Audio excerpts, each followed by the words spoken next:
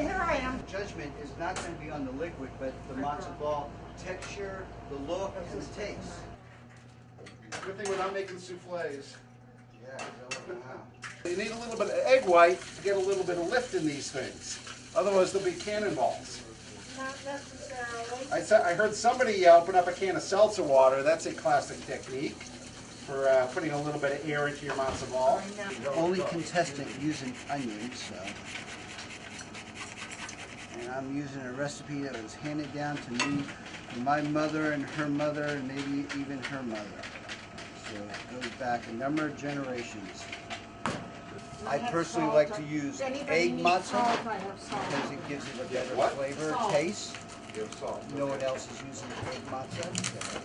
My wife makes very fine matzo ball soup. She makes an exceptional matzo ball, and so she has shared her expertise with me. And I have the first I cut We myself will on see an what eggshell. happens.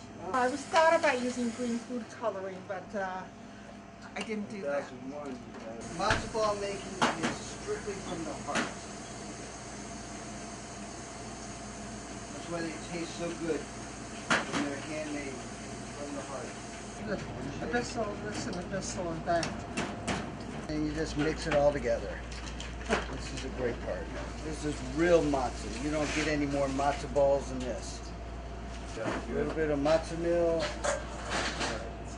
Rolling and rolling, a little more matzo meal. And there's my matzo ball. 2 teaspoons of salt. So what's the secret of your recipe? True love. Now we're chopping up parsley. That's what we're doing.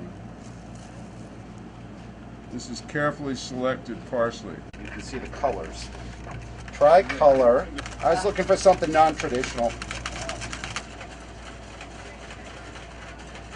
My recipe calls for either to letting the matzo ball batter set and get cold because you've mixed it and everything has to come together, and they're better made when they are cold.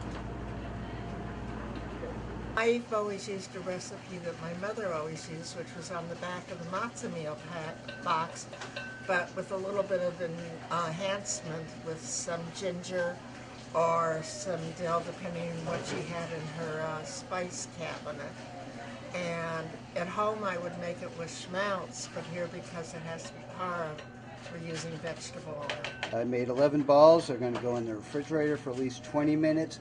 When you're doing this at home, it's best to do it let them sit in the refrigerator overnight. Now I can start my soup mix. One of the key steps is don't just dump the package in, okay, and then try to mix it in. You're going to overwork the mixture. You sprinkle it in slowly and work it into your wet.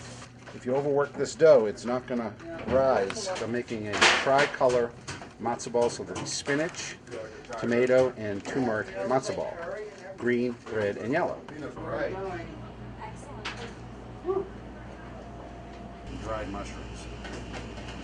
Okay, so we're waiting for the matzo balls to settle and to congeal to our conformity, and then the next stage would be to cook it in the soup mix. So now I'm going to take my matzo balls and put them inside boiling water. Very gently so they don't break apart. Once you bring it to a boil, you then put the lid on, bring it down to a simmer,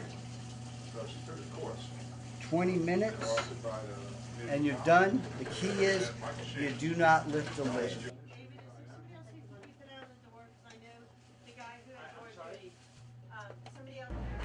Well, you do. You will. Number 1, number 2, number 3, number 4. Come and do a taste test and then vote for your favorite one over here. Yes. 1 spoon per bowl. Do not double dip your spoons. Throw your spoons out and then fill out your sheet for which is your favorite. Oh,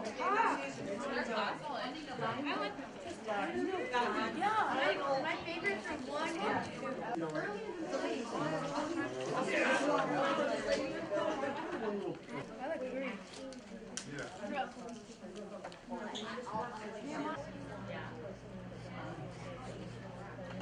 forget to vote. Vote for 1, 2, 3, or 4. Once you've made your choice, come vote on the paper. Are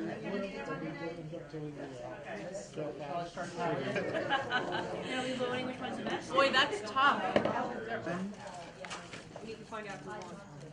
Recount them, just double check. We're having a Florida recount. Hold on. Let's try. Let's give a hand to our chefs who have made some fabulous Fabulous. Give yourselves a hand. Working hard in the kitchen since 8 o'clock this morning. All right, so we have a tie. And the tie for the best matzo balls, the best homemade matzo balls. Isn't this a great certificate? Isn't that beautiful? Yeah. The highly coveted Adat. Highly coveted Golden Matzo Ball Seal of Approval Award is going to go to David Berkowitz and Sue Kalman. I just want to thank my mom and my grandmother for passing down the recipe. 15 votes per piece for each of I them. want to thank my mother, even though it was the back of a package, for telling me what else to add to it.